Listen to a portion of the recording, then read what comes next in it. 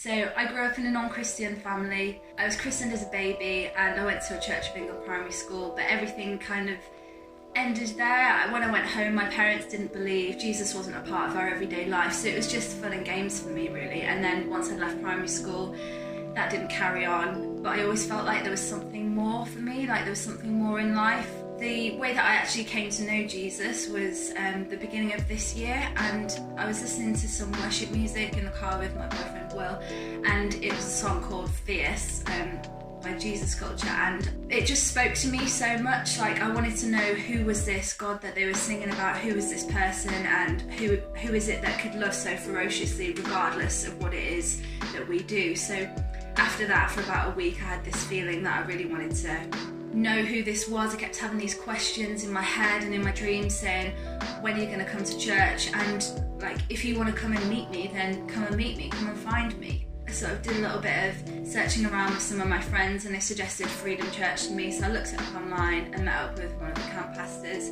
Emily, who invited me along to church that Sunday. And as I walked in the door, I was so nervous. I didn't really know what to expect, but that first Sunday I felt so overwhelmed with emotions, and I just felt like I belonged somewhere, and that like it was where I was supposed to be, like I was home.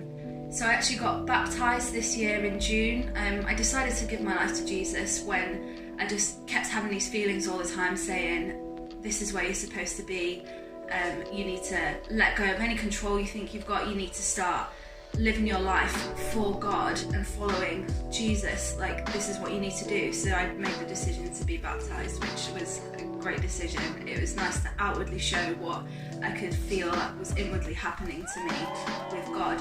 I could talk for ages about what God's done in my life and how he's impacted me and how he's changed things, but I used to suffer really badly from anxiety and stress. Things used to get on top of me so much, but I spend time with God, I pray with him, and he says to me, you don't need to have this, you can hand it all over to me. These aren't feelings that I've given you, these are just things that are being thrown at you, trying to keep you away from your calling and what it is you're supposed to do, but we can get over these together. I don't have to do any of this alone, because I know that he's with me.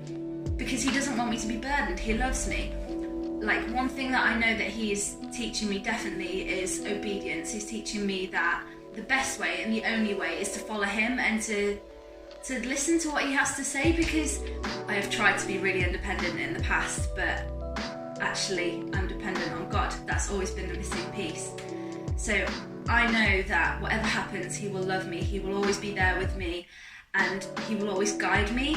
And I feel so lucky that I have found a father and somebody that loves me unconditionally. And I know that it's difficult, I know that things aren't going to be easy just because now I follow God, but I also know he'll be there through everything, and I'm prepared to every single day get up, pick up my sword and say, now I'm going to fight for this, I'm going to fight for what is right, and that I'll just have that support all the time.